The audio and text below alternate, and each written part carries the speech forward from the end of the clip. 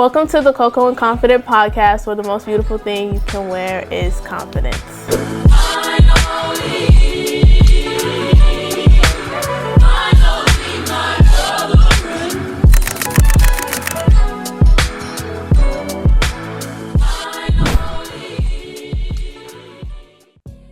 Welcome to the Coco and Confident podcast, where the most beautiful thing you can wear is confidence.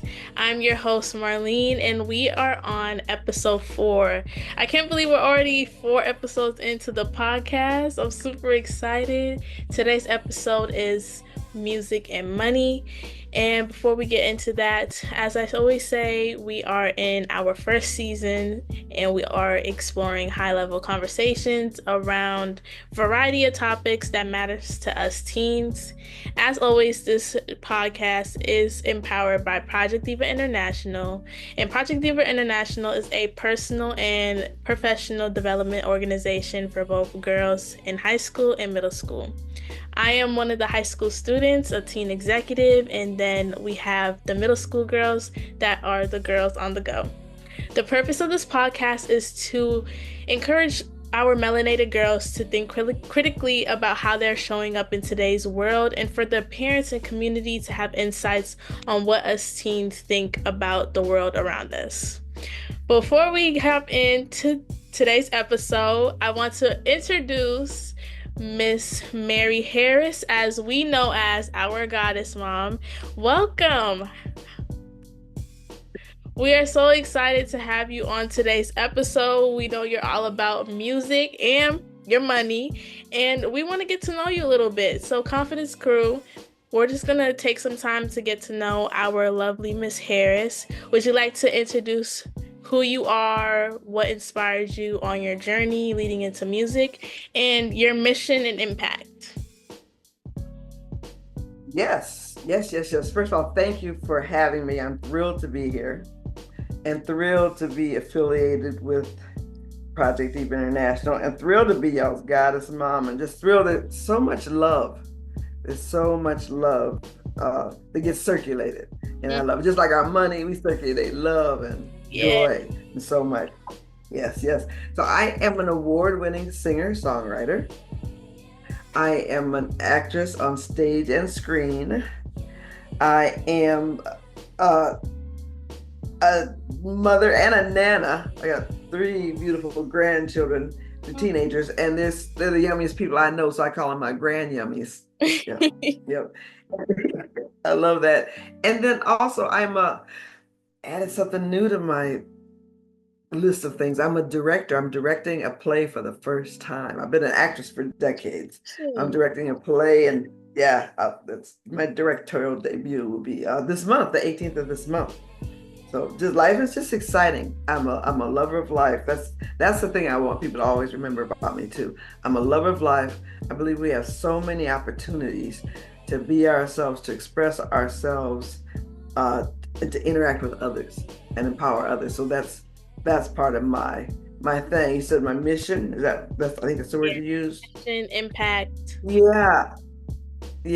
My context for living is appreciation and recognition. I believe that everybody on the planet has a birthright to be appreciated and recognized for 3 things.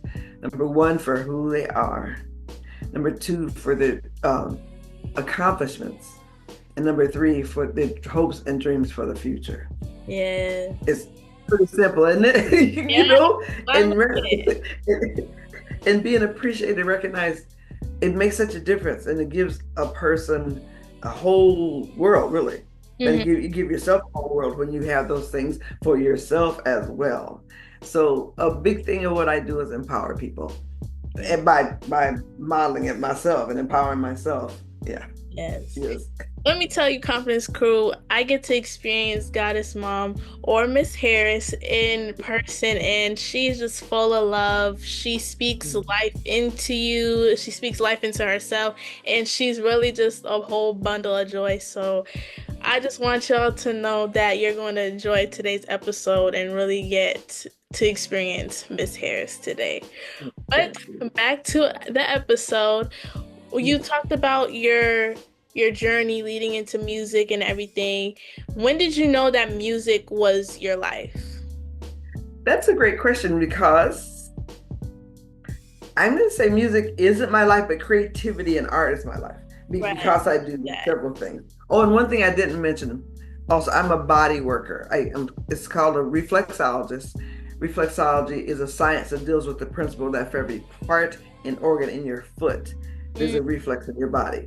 So I give foot treatments, and some people call me a healer. I say I work with the innate intelligence of a person's body. So mm, we can heal ourselves. I facilitate, but I don't consider myself a healer. But even with in everything that I do, mhm. pretty much there's opportunity to heal.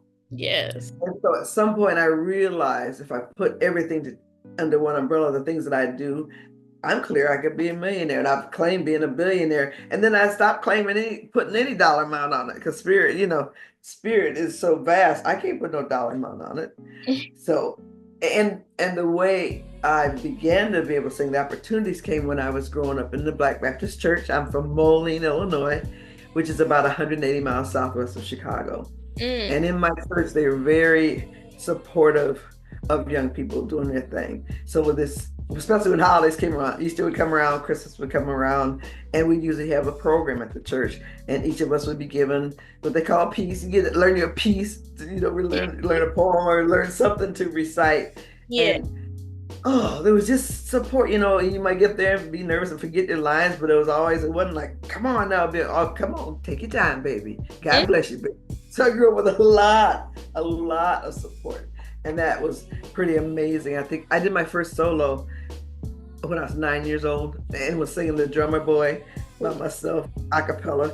And I tell people that's a whole lot of rum pum pumming to do, but I did it all. I showed up and I was the drummer and everything, right? They say get a drummer song. I got mine, like really. So that was the start. And then I went on to sing. I have a brother and sister that I grew up with, and another brother that didn't live with us. But this brother and sister, the three of us sang together. They called us the Harris siblings, and we sang for years and did our own harmonies, did our own arrangements. I don't think there was an adult working with us at all.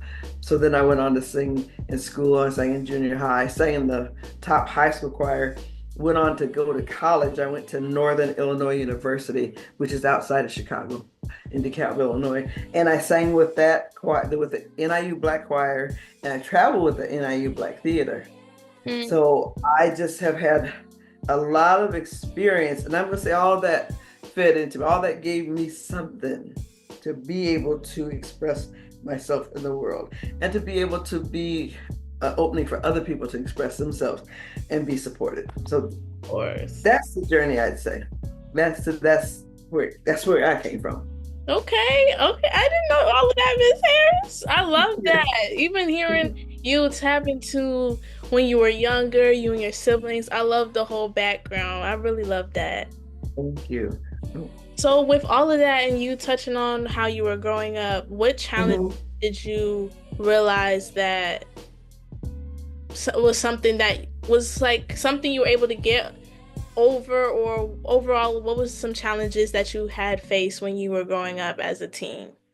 The thought was not much, but it's easy to forget what we've experienced sometimes, I think. Yeah. Yeah, yeah. The one thing I do remember is that I thought I was overweight. Mm, Now, and I use the word thought because it's not like the doctor said you need to lose weight. It wasn't like somebody said, man, you need to lose weight or else your health won't be good or any. There was no threat, yeah. but I think for young girls and young Black girls, we're shaped the way we are, we're built the way we are who we are. And it's easy to feel like we should be something else. So I'm very glad that over the years I've gotten to a place where I love me. I love all of me. I love all of this. All right. Yeah. and I go to the gym every week. I'm 71 years old and I do weight training every week. And I think I'm in my third year. I lifted in college, actually. That's where I started. And Hmm. then it's something I've done off and on over the years because I love it. It's in my blood. And I don't know, I don't think I'll ever stop unless unless the doctor, somebody made me stop. Hmm. So I would say that was the one challenge I think of. And yeah, I mean I didn't have boyfriends. My girls had boyfriends, and I had some I did some dating. I wouldn't call it dating. I had people that like me. You did. I like you. You like me thing. But there was a part of me. I think there was a I want to say a bit of a loner in me, and I was the youngest of my siblings, and my brother and sister that I lived with, they were close together in age. I think there's maybe 2 years apart between them, and then 6 between me and my sister, 4 between me and my brother. So there's still some distance.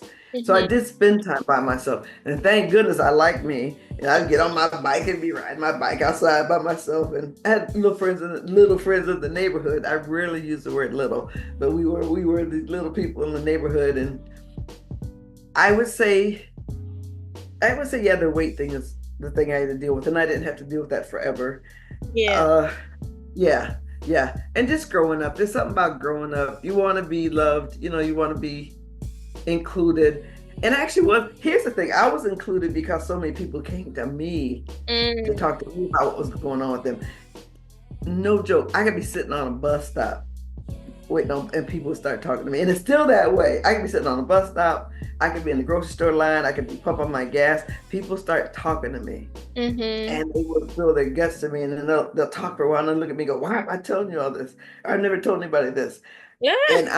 And I'd be like, "Hey, I'm minding my own business, what you Yeah. why?"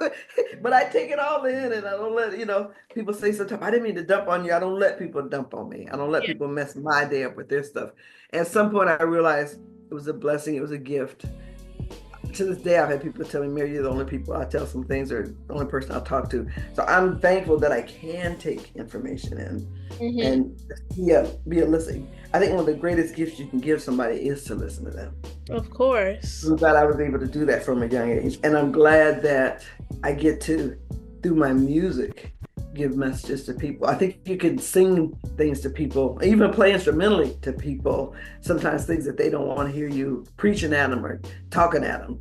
So, wow, I don't think I really looked at how all of that got to be woven together. I got to weave it all in with who I am today and what I get to present. And I have to say again, that's another reason I'm thankful to be with Project Diva, because you all give me so much space to love you, and y'all reciprocate so much. So it's a beautiful thing. Yes, I love to hear that. I love how you said that growing up, people always came to you, but even with all of that, and it still being the same thing to this day, you never let it internalize you. You never let that affect you. And I love that so much because for me, I know that I'm an empath and I tend to internalize things. So I love how you had the boundaries to be like, okay, I'll listen to you, and I'm blessed that I'm able to be that person for you, but I'm not going to take on anything you have and no trauma dumping. I love that. Right. Right. Thank you. Yeah. That's another part of the gift. Another part of the gift is too, I hear what people say. I can hear what they're not saying. I Mm, realized that years ago, and it's like, oh, that's interesting. Because every part of us, I mean, life is a vibratory thing, right? So there's always a vibration we're putting off, either in what we're saying or in who we're being. So I'm glad that that's part of the mix as well. yeah. And if you ever need any support in setting boundaries or working with being an empath, you can use me as a resource, honey, please, Thank you. anytime. Oh, Yeah. you're welcome.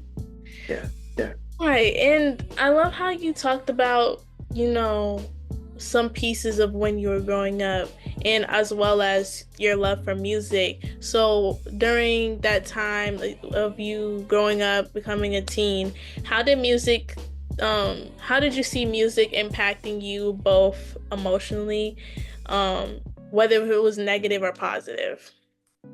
Great question. Thank you. Positive. It was positive. My brother that I spoke about that I sang with, he turned me on to a lot of great music. I like Quincy Jones and Roy Ayers and Jazz Crusaders and uh, different genres. Sly Stone. Sly Stone is one of my Sly and the Family Stone. Sly Stone he's one of my favorite philosophers. Hmm. So and to me, it's philosophy. What he be saying? He said everybody's a star. He said you can make it if you try. He said dance to the music, things like that. So I heard a lot of that. And we didn't have gangster rap. I'm sure there was some mess, probably, and there had to be some mess in the music because we're human beings, right? Yeah. But I didn't have it. I didn't have it messing with who I saw myself to be. Mm-hmm. And it's interesting that now, I know we're looking at music now. There's a lot of music that, especially from females, the younger females, that has a lot of angst in it. Mm-hmm. And I used to think, well, dang, y'all tripping. But I get that that's part of being on Earth, I think. I think there's other dimensions, other planets, other planes. I don't know if there's human beings there or not, but I know there's other dimensions. But on Earth, there's a lot of drama and trauma and stuff to go through. So I've got some space for these girls singing songs about I hate you and my boyfriend did this, my man did that. I don't condone it. There's very little I hate. I don't even use the word much. I get there's a place for it. Yeah, somebody called me to sing at an anti-something rally. I said, I'm not anti nothing. There's a way to frame it so that there's something positive, something you can build. Because that's another thing. One of your questions had us looking at music, and music can either build and create, or you can just destroy. Words have so much power, and they can be crippling. And I'm, now that I think about it, it's a really good thing that some of these people, and especially these young girls and women, it's good they have been able to write about all the trauma they've had and how their heart was broken and this and that, because then you can get it out of you. Because I definitely feel that when you have it stored in your body, it can be expressed through disease, either physically or mental disease, or there's different ways it can be stored in you if you don't get it out. Yeah. So I don't. So I got to a place where I didn't have to make people wrong or feel like I was burying them because they was writing all this music about all this sad and mad and bad stuff. You go through stuff. I was reading about Mary J. Blige the other day. She went through stuff. Yeah. And she wrote her music and sang her songs. And people come up to her and let them know that her sharing her pain has been a part of their healing. Mm-hmm. So I'm really glad that people have done that. And like I said, I'm glad I was listening to Sly Stone and there's some folks that were happy. And I'm glad I still have a capacity to look at what's not working. And I even I can't remember the name of it. I wrote a song, I think it was last year, thinking, I can write a song about being sad. I can relate on some level. So I have to find it. I'm sure I sang it to my phone and I have to find where it is. Mm-hmm. But I'm glad I've been blessed to have enough capacity to take it all in. I mean, it's 360 degrees in a circle, right? So there's a place for all of it. I'd say the same too. Yeah, thank you. So, thanks for your question. Yeah. And with all of this and, everything in between with your journey, who supported you and, who's your main support during your journey? I'm going to say my family on some level, because it's not like we talked all the time. As a matter of fact, so my brother and sister and I that grew up in the same household, mm-hmm. we talk every month now. We do a Zoom call twice on the second and fourth Sundays to talk, because we grew up in the same household, but we all had our own experiences, mm-hmm. especially me being younger. So I've got a different vibe on my mom than my older brother or my older sister. And then we've got a brother that wasn't even raised with us, who at some point, we became very close with. Yeah. But it's just, there's something they provided. I'm clear. I can't just point to it all the time. And then me and my brother were really, really close at some point. The brother that turned me on to all this great music. And we even sang in a 10-piece band together. So I sang and he plays piano and did a lot of songwriting. Yeah. So community, my religious and spiritual community provided something. Definitely my friends at college. I'm still in touch with some of them, and I graduated from high school in 71, so and went on to college. So those are my friends. So I've got such rich relationships, and they provided a lot of support back in those days when I was younger. And back then, I don't remember what I wanted to be when I was young. I did act. Junior high, like I said, acted and sang, and I played sports. I played softball, girl. I was a home run hitter. I had to get up with my red bat. I was the catcher. and the shortstop, mostly catcher. Mm, And I was a wrong hitter because, matter of fact, sometimes when I get up to bat, the pitcher from the opposite side, she turned her look at her outfield and say, "Move back, move back," because she knew I was gonna bring it. I was known for hitting home runs, right? yeah, So, so I had the support of so much, so many things, and different outlets. I was a part of Junior Achievement, so we used to, be trained to have our own businesses, and I was a yeah, part of another thing called Christian Friendliness, and we did theater stuff. We did spoken word theater together. Yeah, I'm glad you asked that question because I got to really look at how much support I did have. And yeah, it's easy to feel in the world like, oh, I'm all alone. I wasn't alone. And I could be with being alone. And I know there were times when I felt like I was alone. I think that's maybe more in my early 20s or something.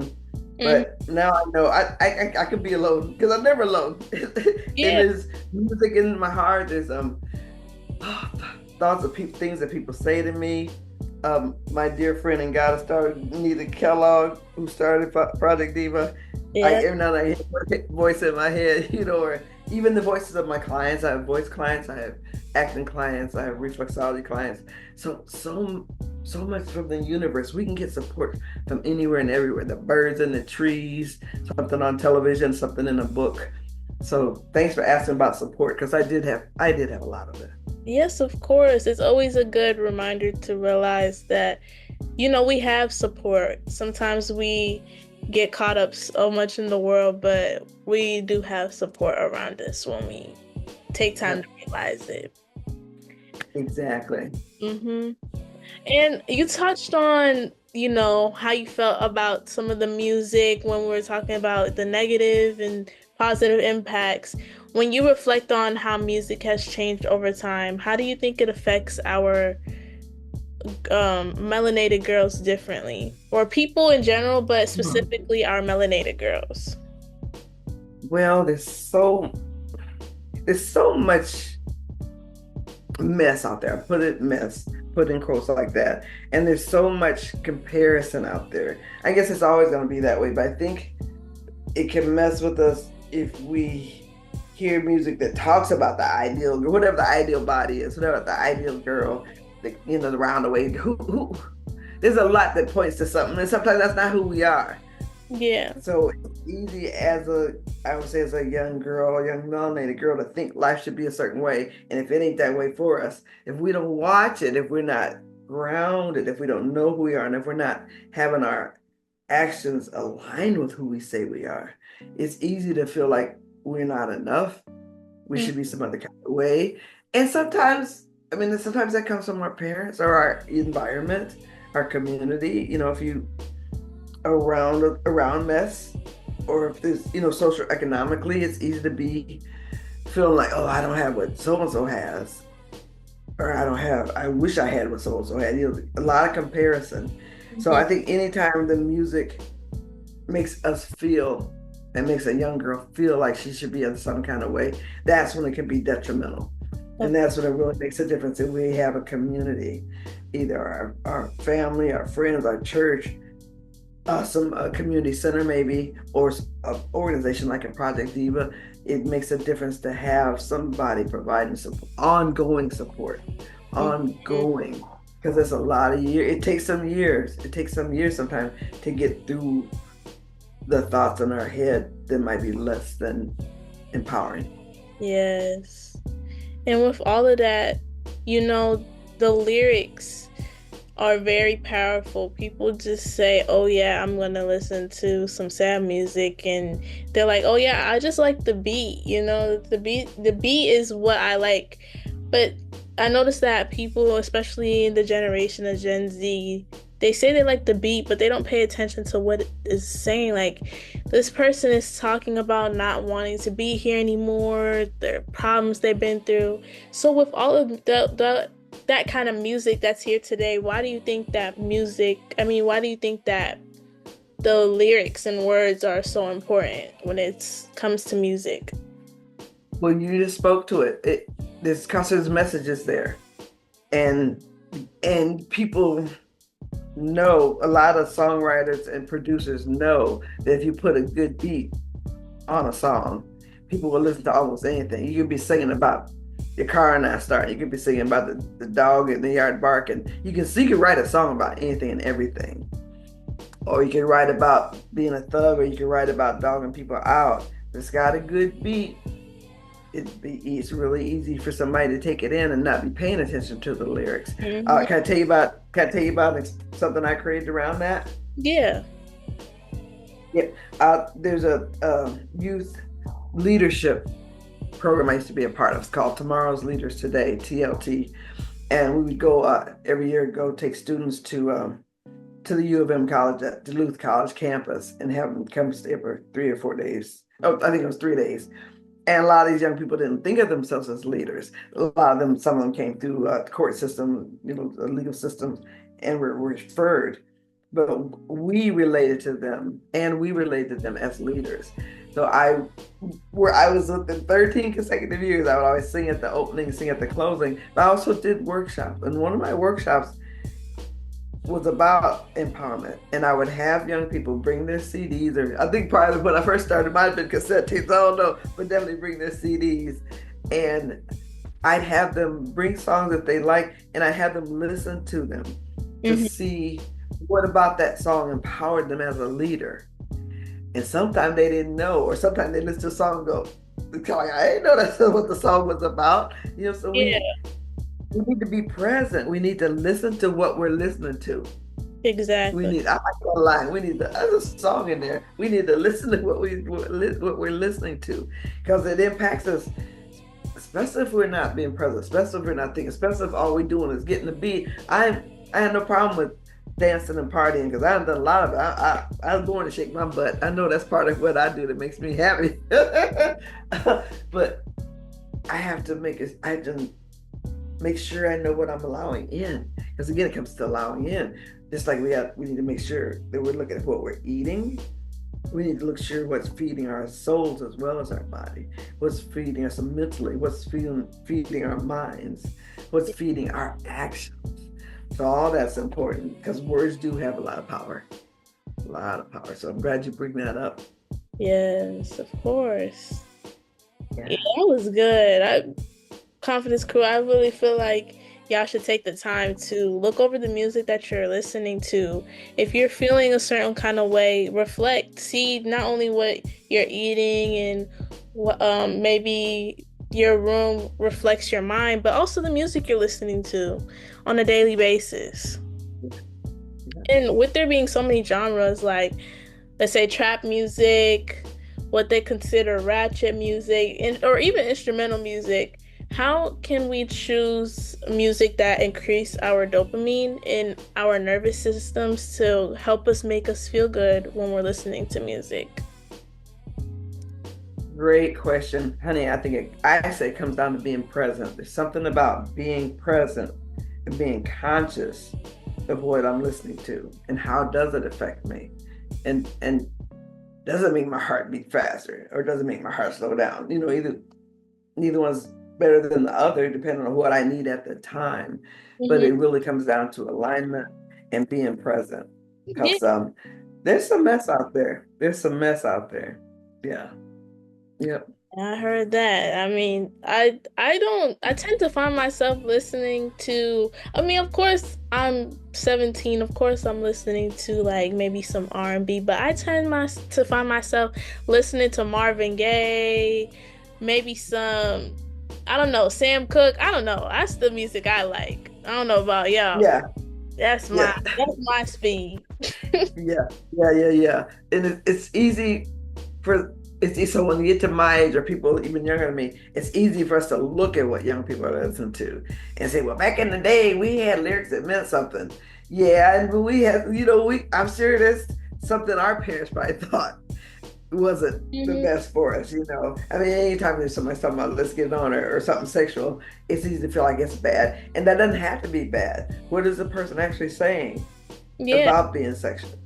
So it's really, it behooves us to do some analysis, to take some time and look at it. It's not about being wrong about it. We don't have to feel embarrassed. We don't have to feel like we're sinful or whatever, but we need to be mindful.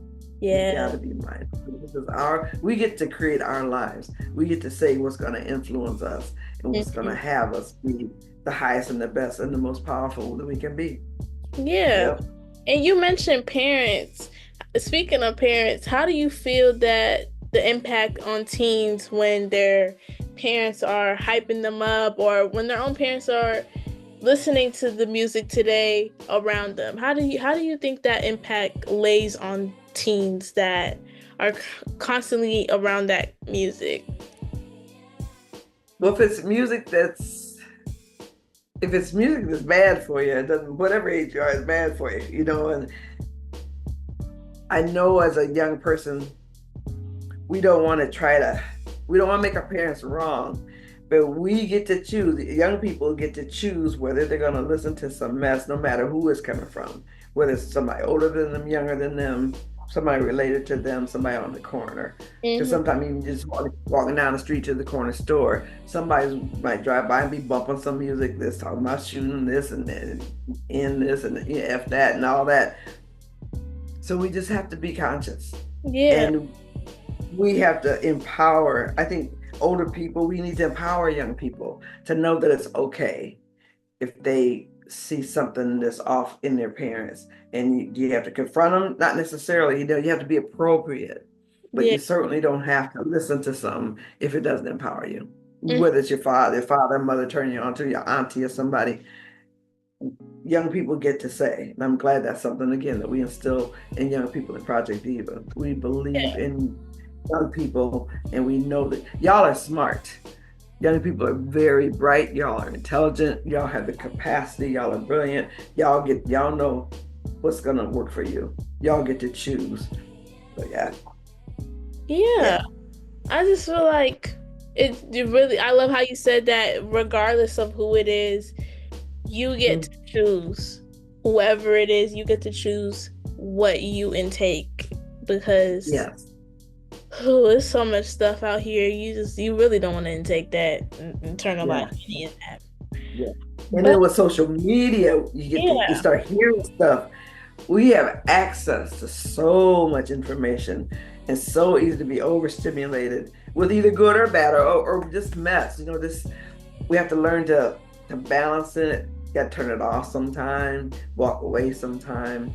So yeah. And I think the more that we can encourage each other, no matter what age we are, more peers, older folks, whoever, encourage each other to be mindful of what's going in and what's going out. yeah. Yeah. And with the repetition, clearly some parents are like, you better know that book like you know them songs. Clearly repetition with music encourages some type of learning. So how can parents support their teens to educate themselves through music? Being mindful of what they listen to, and then an example. I mean, what if parents sat down and listened to music with their teens? I don't know that yeah, I did. I have a son. He's 46 now, I believe, and we would watch Total Music Live, whatever it was. We watched stuff on MTV and BET. So yeah, or listen to music together, or listen to videos together. I think it makes a difference if the parent or the adult, whoever it is, if it's the auntie, the cousin, whatever, if you listen together and can even talk about stuff. Now that doesn't happen all the time, and especially if you're in the car, you're bumping into you're on the way home from work, and you pick your kids up, or you're on the way taking them to school. There's times when you don't feel like talking. We Yeah, certainly don't feel like talking about analyzing some music, but what if we create the time? Life, having a powerful life comes down to creating the time, whether it's your power hour, how you do it, you create the time to be empowered and to empower somebody else. So yeah, that's a really great question, Riley. yeah, of course. Yeah. Yes. Like Yes.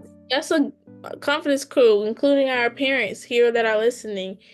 I challenge you to sit down with your teen and to go through some music, see what your teen can do to educate themselves through certain songs, or even find some type of bonding with music.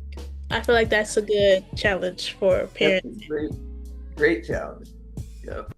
And then For you, Miss Harris, do you have Mhm. any projects that are coming up that you're working on to influence our community musically? Music, yeah. Oh, one of them is I'm creating and formulating a band. I've never, I mean, I've performed at musicians before, but mostly I play by myself because I play the piano or I Hmm. sing a cappella. So I don't necessarily need a band, but I'm ready to expand and see what vast, uh, like what could happen, especially with my original music. I've got a CD out that's got 10 original songs on it. And what would happen if a band played that music? What would that sound like? We could take it to a whole nother place. And I'm also interested in creating new music with musicians. And then also I'm willing to interested in looking at some standard songs that have been played for years and sung for years and seeing how we can take them to another level. So that's something to watch for throughout the spring and in the summer and fall. My birthday's in August, so it's time for me to do a performance to celebrate turning 72. It's like time to just blow it out. So that's what's going to happen musically. And I have to say, I think I mentioned I'm directing a play. So that play is going to be, it's going to be up and running February 18th. It's six performances, the 18th through the 23rd. So that's very exciting. And directing a one-woman show, and the young lady, she's a poet. Her name is Michelle Purdue. She's a poet. She's a published author.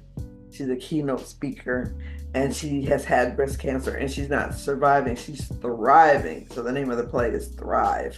So I'll make sure you have some information on that. But Oh, those are two big things coming up. Yeah. well, who is not influencing the community as best as Miss Harris? So I love to hear it. Can't wait to see it and, Thank you. enjoy and take it. I'm super Yeah. excited for that. Thank Congratulations. you. Thank you. Yeah. Yes. And as we wrap up today's episodes, do you have any final words for our teens or parents regarding music? Yes, it's one word that starts with alignment. Alignment. So when it comes down to knowing yourself, and again, being keeping your focus on your dreams and your purpose, your mission. There's a lot of ways it's framed nowadays, but knowing who you are is invaluable. So having the music in your life, in your world that supports that, that's aligned with that so it's like a wave, ride the wave. Some people say I ride the wave. I say I am the wave. Some people go with the flow. I say I am the flow. So have alignment and make sure the music that you listen to empowers you. Yeah. That's what it comes down to. That's my final word. Thank you so much. That was Yeah. good. This was a good Yeah. episode. I loved it. We were able to touch on some origin of your story, getting into the transition of music over time and the roles of parents and community when it comes to music, as well as expanding horizons when it comes to, projects and community. Um, I'm just taking away, knowing that music is not just music and it has, you know, some type of background, somebody singing about something for some reason. It's not just about the beat, being mindful of that. And I just appreciate you taking time to be on today's episode. Make sure that you all like, comment, and subscribe, and click the post notification to get notified when we drop another episode. And, stay tuned. We really appreciate you all. Continue to support the Coco and Confident podcast. And yes, we just enjoyed today's episode. Thank you, Miss Harris, once again for hopping on with us today. And you could have been anywhere else in the world, but you chose to be here with me. So I just want to thank you. Appreciate you for coming in for another episode. We'll see you in the next one and stay confident. Bye bye.